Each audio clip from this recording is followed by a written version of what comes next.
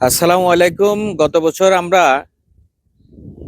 বন্যার যে ভয়াবহতা আমরা দেখেছিলাম নোয়াখালী, ফেনী এবং উত্তরবঙ্গে, ঠিক এই বছরও কিন্তু আহ, যে ভয়াবহতা আমরা দেখতে পাচ্ছি চট্টগ্রাম, বাঁশখালী সহ চট্টগ্রাম অঞ্চলে মানুষের আহাঘাত দেখেছি, মানুষের বেঁচে থাকার স্বপ্ন দেখেছি। এবং আমি একটি ভিডিও দেখে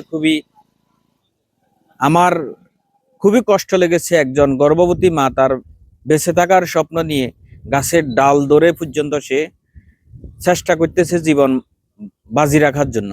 আরেকটি ভিডিও দেখেছি, একজন পিতা তার সন্তানের কবরকে রক্ষা করার জন্য, পানির স্রোত থেকে রক্ষা করার জন্য প্রাণপণ চেষ্টা করতেছে।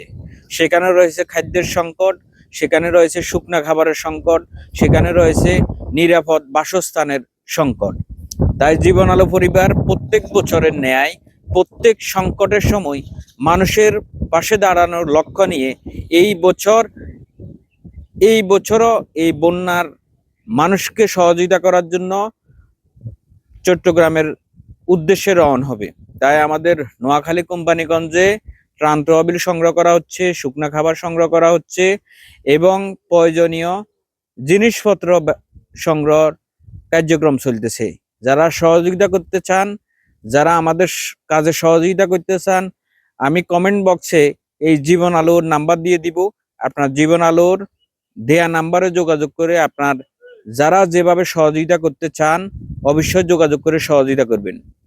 ধন্যবাদ সবাইকে জীবন আলো পরিবারের সাথে থাকার জন্য, অসহায় মানুষের পাশে দাঁড়ানোর জন্য। ধন্যবাদ সবাইকে।